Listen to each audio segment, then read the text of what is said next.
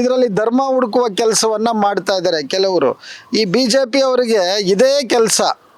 ಇವರಿಗೆ ಹೆಣಗಳ ಮೇಲೆ ರಾಜಕಾರಣ ಮಾಡೋದು ಅಥವಾ ಈ ಥರ ಧರ್ಮದ ಆಧಾರದ ಮೇಲೆ ಬಡವರನ್ನು ಬೇಟೆ ಆಡೋದು, ಇದು ಇವ್ರ ಜನ್ಮಕ್ಕೆ ಅಂಟಿರೋ ಅಂಥ ಒಂದು ರೋಗ. ಇದು ಕೋಟಿಗಟ್ಟಲೆ ನುಂಗಿ ನೀರು ಕುಡಿಯುವಂಥ ಈ ಜನ ಏನಿದ್ದಾರೆ ಅವ್ರನ್ನ ಮುಟ್ಟೋದಕ್ಕೆ ಸರ್ಕಾರದ ಬುಲ್ಡೋಜರ್ಗೂ ಸಾಧ್ಯ ಇಲ್ಲ ಅಥವಾ ಸರ್ಕಾರದ ವ್ಯವಸ್ಥೆಗೂ ಸಾಧ್ಯ ಇಲ್ಲ ಅನ್ನೋದನ್ನು ನಾವಿಲ್ಲಿ ಅರ್ಥ ಮಾಡ್ಕೊಳ್ಬೇಕಾಗತ್ತೆ. ಈಗ ಬಡವರು ಬಂದು ಎಲ್ಲಿ ಮನೆ ಕಟ್ಕೋಬೇಕು? ಸದಾಶಿವನಗರದಲ್ಲಿ ಮನೆ ಕೊಡ್ತಾರ, ಡಾಲರ್ಸ್ ಕಾಲೋನಿಗಳಲ್ಲಿ ಮನೆಗಳು ಕೊಡ್ತಾರ. ಸರ್ಕಾರ ಪ್ರತಿ ಸಾರಿ ಹೇಳುತ್ತೆ ನಾವು ಇಷ್ಟು ಲಕ್ಷ ಮನೆ ಕೊಡ್ತಾ ಇದ್ದೀವಿ, ಅಷ್ಟು ಲಕ್ಷ ಮನೆ ಕೊಡ್ತಾ ಇದ್ದೀವಿ ಅಂತೇಳಿ. ಆದರೆ ಎಲ್ಲಿ ಕೊಟ್ಟಿದೆ, ಯಾರಿಗೆ ಕೊಟ್ಟಿದೆ ಗೊತ್ತಿಲ್ಲ.